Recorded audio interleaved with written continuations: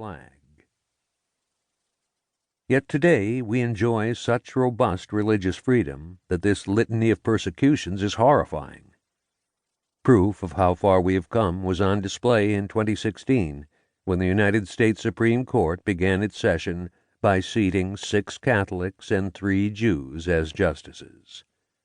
Men and women who would not have been allowed to hold office in early America would pass judgment on paramount questions of state, including religious liberty. Progress can also be seen each time Congress convenes, with invocations offered by every flavor of Christian clergy, as well as by Muslim imams, Hindu priests, and Jewish rabbis. Or consider the story of Parley Pratt, one of the original 12 apostles who helped found the Church of Jesus Christ of Latter-day Saints. Pratt was imprisoned in 1838 with Mormonism's founder Joseph Smith and driven out of Missouri by mobs of angry Protestants. Pratt had 12 wives and was later murdered by the estranged former husband of one of them. His relatives fled to Mexico to avoid prosecution for polygamy.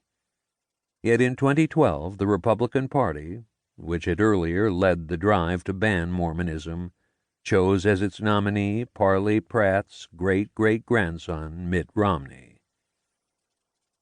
More recently, we saw a grassroots demonstration of the American love of religious freedom when thousands of people of different faiths flooded airports in 2017 to protest President Donald Trump's plan to ban Muslim immigrants. After Trump floated the idea of creating a national registry of Muslims, Jonathan Greenblatt, chief executive officer of the Anti-Defamation League, the leading group fighting anti-Semitism in the United States, offered a poetically effective response.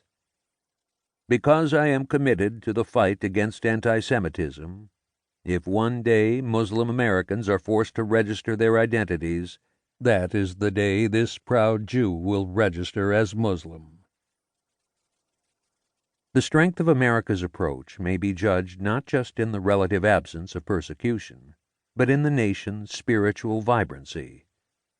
360,000 houses of worship, from Adventist to Zoroastrian, from urban storefront churches that seat a dozen to Christian megachurches that hold 40,000.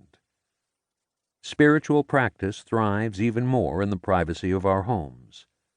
76% of Americans pray regularly.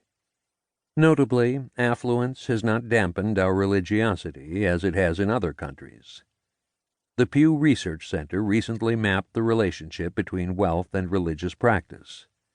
On the upper left of the chart is a cluster of countries that are religious but poor: Afghanistan, Nigeria, Djibouti, and Guatemala. On the lower right are wealthy but secular nations, including Norway, Switzerland, Ireland, and Germany. Way off by itself, on the right edge of the chart, is a single stray dot: the United States, wealthy and religious.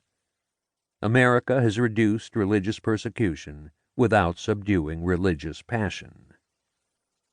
This accomplishment is rare in world history.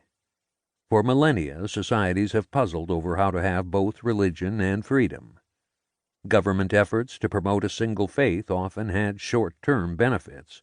The favored religion would gain influence, wealth, and security, but they levied tragic costs as well: wars against heretics, persecution of religious minorities, and corruption of the faith itself.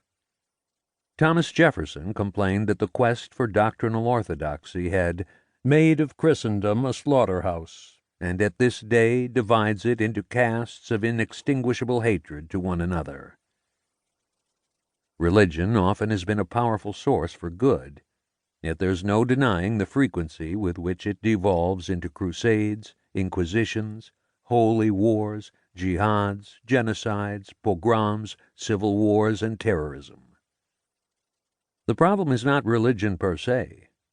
Atheism's historical track record has been no better. Joseph Stalin, Mao Zedong, Adolf Hitler, and Pol Pot all attempted to destroy or suppress religion, and in 50 years they killed more people than had died in all the religious wars of the previous millennia.